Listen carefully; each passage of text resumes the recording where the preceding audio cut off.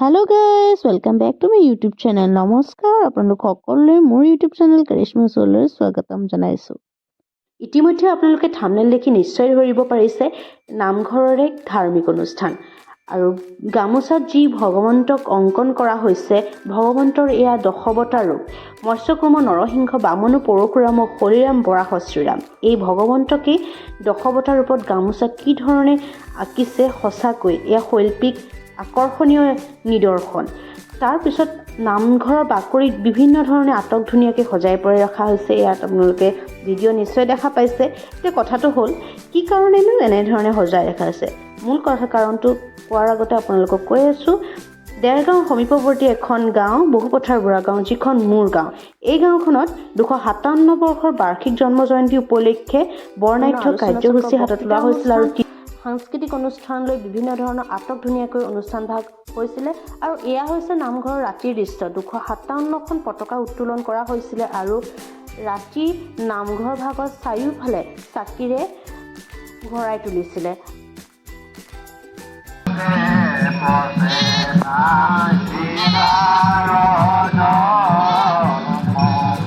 তিনিদিনীয়া কাৰ্যসূচী শেষৰটো যি দিন আছিলে সেই দিনটোত শোভাযাত্ৰাই এক বিশেষ ভূমিকা পালন কৰিছিল কিয়নো শোভাযাত্ৰাত আছিলে বাৰেৰহণীয়া কৃষ্টি আৰু এই শোভাযাত্ৰাৰ প্ৰথমতে নামঘৰ এভাগক আৰ্হি হিচাপে লৈছে এই নামঘৰ ভাগ আছে 235 বৰ্ষৰ আদিতে যি নামঘৰ আছিলে খেৰৰ নামঘৰ সেই নামঘৰৰ পৰা লাহে লাহে এতিয়া পকীকৰণ হ'ল বিভিন্ন ধৰণৰ আটক ধুনীয়া হৈ পেলাই এতিয়া নামঘৰ হ'ল আৰু সেই নামঘৰ ভাগকে মূল আগতে যি নামঘৰ আছিলে সেই নামঘৰ ভাগক আৰ্হি কৰি লৈছে তেওঁলোকে এই শোভাযাত্ৰাটিত আৰু শোভাযাত্ৰা গায়ন বায়নে এনেধৰণৰ বিভিন্ন ধৰণৰ টাই আহোমৰ সাজ পোছাক পৰিধান কৰিও যুৱতীসকল অহা দেখা গৈছিলে ঢুলীয়া খুলীয়াকে আৰম্ভ কৰি ৰাধা কৃষ্ণৰ ৰূপতো বিভিন্ন ধৰণক দেখা গৈছিলে মুঠতে এই শোভাযাত্ৰাটো আছিলে বেছ দীঘলীয়া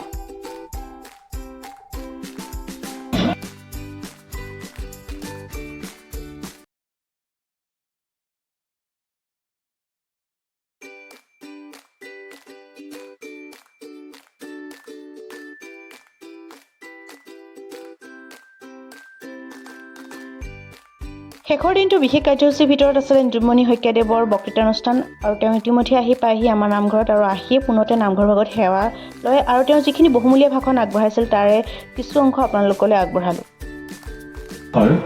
অসমৰ নামঘৰক বাদ দি অসমৰ সত্ৰক বাদ দি ভাৰতবৰ্ষৰ কোনোবা মন্দিৰত আজিলৈকে আপোনালোকে আমাৰ ইয়াত খোৱা প্ৰসাদটো ক'ৰবাত খাই পাইছে নেকি মোৰ মতে নাই পোৱা আপোনালোকে যিমানেই পুৰীলৈ নাযাওক জগন্নাথলৈ নাযাওক আপোনালোকে যিমানেই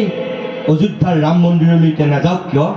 আপুনি ক'তো আমাৰ ইয়াত খোৱা প্ৰসাদটো আপুনি নাপায় কিয় নাপায় একেইটো মন্দিৰ একেইটো ধৰ্মীয় স্থান এইটো আমাৰ নিজস্ব সত্তা কি পাব তাত চেনি গুটি পাব বুনিয়া লাডু পাব কিচমিচ কাজুৰ পেকেট পাব প্ৰসাদৰ নামত কিন্তু আমাৰ যিটো ইয়াত মাহ প্ৰসাদ এইটো মহাপুৰুষজনাৰ সৃষ্টি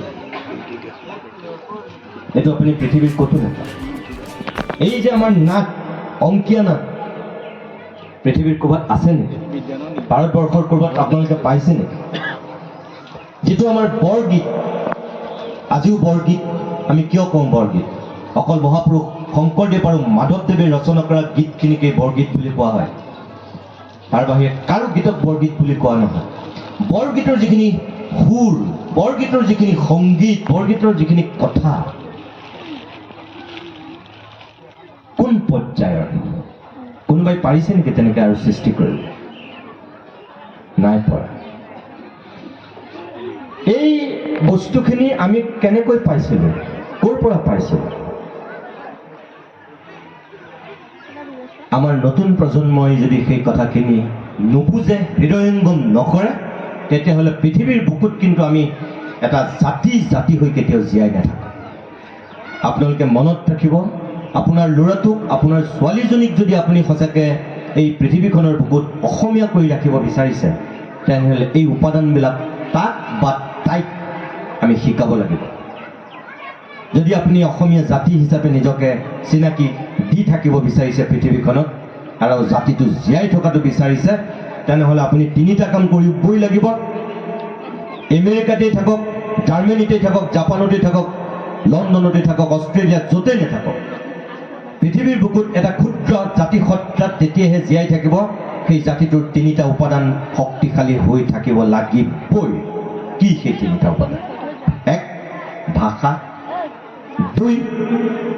নিজস্ব কৃষ্টি আৰু সংস্কৃতি তিনি এটা উচ্চ স্তৰৰ সাহিত্য এই তিনিটা অবিহনে পৃথিৱীৰ বুকুত কোনো জাতি কেতিয়াও জাতি হিচাপে জীয়াই নাথাকে আজি যদি আমি জীয়াই আছো অসমীয়া জাতি কিহৰ লৈ জীয়াই আছো কওক পৃথিৱীৰ বুকুত ভাৰতবৰ্ষ এখন যেনেকৈ ক্ষুদ্ৰ বিশ্ব ঠিক একেধৰণে ভাৰতবৰ্ষৰ বুকুত অসম এখন ক্ষুদ্ৰ ভাৰত কিয় যে আমাৰ ইয়াত ইমান বেছি জাতি জনগোষ্ঠীৰ মানুহ আছে ইমান বেছি ধৰ্মাৱলম্বী লোক আছে আমি কোনোবা হিন্দু আমি কোনোবা ইছলাম আমি কোনোবা খ্ৰীষ্টান আমি কোনোবা জৈন আমি কোনোবা বুদ্ধিষ্ট বিভিন্ন ধৰণৰ ধৰ্মৰ মানুহ এইখন অসমত আছে আমি কোনোবা মটক আমি কোনোবা মৰাণ আমি কোনোবা আহোম আমি কোনোবা চুতীয়া আমি কলিতা ব্ৰাহ্মণ গোসাঁই কাৰ্বি ডিমাচা বড়ো কছাৰী মিচিং দেউৰী খামতি সকলোবিলাক চাহ জনগোষ্ঠীলৈকে সকলোবিলাক আমি এই অসমখনত বসবাস কৰোঁ আৰু এই ইমানবিলাক জাতি জনগোষ্ঠী থকাৰ পিছতো ইমানবিলাক ধৰ্মাৱলম্বী মানুহ থকাৰ পিছতো কেনেকৈ আমি এক হ'লো এই শংকৰদেৱৰ অৱদানটো তাতেই সেই সময়ৰ যিখন বেবিচাৰী সমাজ সেই সময়ৰ যিখন ভাগ ভাগ হৈ থকা সমাজ সেই সমাজখন একগোট কৰিছিল মোটামুটি মহাপুৰুষজনে আৰু কেনেকৈ এই নামঘৰ আৰু সত্ৰ প্ৰতিষ্ঠাৰ মূল দৰ্শনটোৱে আছিল তাত আমাক ধৰ্ম প্ৰচাৰৰ যোগেদি নৱবৈষ্ণৱ ধৰ্মৰ প্ৰচাৰ আৰু প্ৰসাৰৰ যোগেদি তেওঁ যিখিনি বাণী বিলাব বিচাৰিছিল যিখিনি মানুহৰ মহত্ব এই যে ভাওনা সৃষ্টি কৰিছিল এই যে গীত মাত নাট বাদ্য এইবিলাক দিছিল এইখিনিয়ে আমাক এক কৰিছিল নামঘৰ প্ৰতিষ্ঠা সেইকাৰণে কৰিছিল আপোনালোকে